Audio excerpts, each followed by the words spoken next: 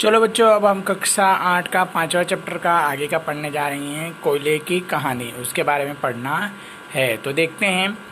लगभग 300 मिलियन वर्ष पूर्व, ठीक है, पृथ्वी पर एक निचले जलीय क्षेत्रों में घन वन थे, जहां बाढ़ और प्रकृति के प्रक्रमण के कारण ये वन मुद्रा के नीचे दब गए।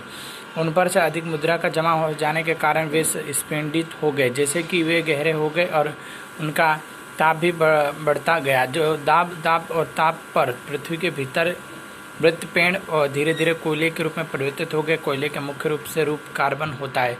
मृत रूप से धीरे धीरे प्रक्रमण होते कोयले में परिवर्तन कार्बनीकरण कहते हैं, क्योंकि यह वनस्पतियों के अवशेषों से बनता है, इसलिए कोयले को जीवन ईंधन भी कहा जाता है। ऐसे कोयले की खान भी दिखाई देती है। तो इसमें क्या होगा, तो 3 लाख वर्ष ऐसा बोला जाता है कि 3 लाख वर्ष पूर्व क्या हुआ था कि एक बार क्या पृथ्वी पे प्रलय आया। प्रलय के कारण जितने भी पेड़ पौधे थे वो लोग क्या कि वो दब गए और उसके ऊपर से मिट्टी दब गई, जिस कारण से क्या बहुत दबने के कारण और धरती का ताप बढ़ने के कारण अंदर ही अंदर जल करके कोयला बन गए। और अमुक जगह इनको निकाला जाता है, ये क्या पत्थर के रूप में, लकड़ी के रूप में ऐसे निकलते हैं कोयले। और कोयला क्या वनस्पतियों से बना, जिसके अंदर कार्बनकरण भी होता है। इसको जीवन ईंधन मतलब हमारे जीवन के लिए ईंधन मतलब जलाने के लिए उपयोगशील भी माना जाता है। आप देख सकते हैं कोयले की खदान है। ये कोयले की खदान है। सबसे ज़्यादा कोयला क्या झारखंड में झरिया में मिलता हूँ, सबसे ज़्यादा कोयला निकाला जाता है। ठीक है। अब इसमें वायु में गर्म करने पर कोयला जलता है और मुख्य रूप से कार्बन डाइऑक्साइड गैस उत्पन्न करता है। मतलब जब इसको हवा का जब दबाव बढ़ता है, जब गर्म करते हैं घिसो तो जलने लगता है और उसमें कार्बन डाइऑक्साइड गैस उत्पन्न होती है। उद्योग कोयले के प्रक्रमण द्वारा उपयोग में उत्पादित करता है, जो कोलतार और कोयला गैस। मतलब उसका कोयले से क्या होता है, उद्योगों बड़े बड़े उद्योगों में इसका उपयोग किया जाता है। उसमें से कोलतार और कोयला गैस बनाया जाता है। इसमें से 3 चीज़ें बनती है। ठीक है। अब देखेंगे कोक के बारे में। यह एक कठोर संरंध्र और काला पदार्थ है। यह कार्बन का लगभग शुद्ध रूप है। कोक का उपयोग इस्पात के उद्योग, निर्माण और बहुत से धातुओं के निष्कर्षण में किया जाता है। मतलब ये क्या है, ये कठोर होता है और बिल्कुल काले रंग का होता है, बिल्कुल शुद्ध होता है। कोयले में कोई मिलावट होती नहीं है। और इस्पात के उद्योग जो होते हैं उसके अंदर इसका सबसे ज़्यादा उपयोग किया जाता है। अब कोलतार की बात करेंगे। कोलतार डामर जैसा होता है ये भी।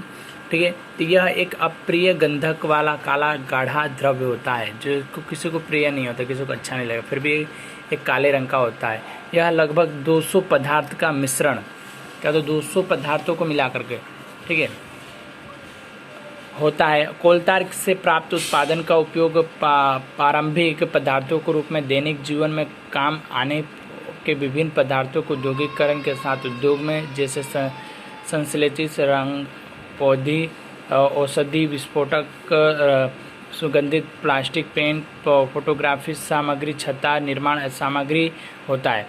रोचक स्तर में इस्तेमाल और अन्य को भागने हेतु प्रयोग में लाई गई जाने वाले नेपथेल की गोलियां के कोलतार का उपयोग, मतलब कि इसके अंदर अनेकों चीज़ों में इसका उपयोग होता है। मतलब रंग बनाने के लिए, औषधियाँ बनाने, विस्फोटक बनाने के लिए, फटाके बनाने के लिए, फोटोग्राफी के अंदर, छत के निर्माण के लिए अनेकों जगह क्या इसका उपयोग किया जाता है, इसको बनाया जाता है।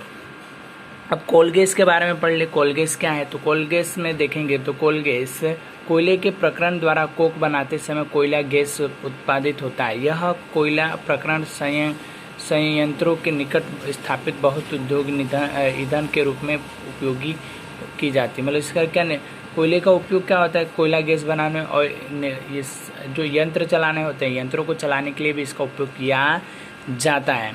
इसका ईंधन के रूप में भी पूरी रूप से उपयोग करते हैं।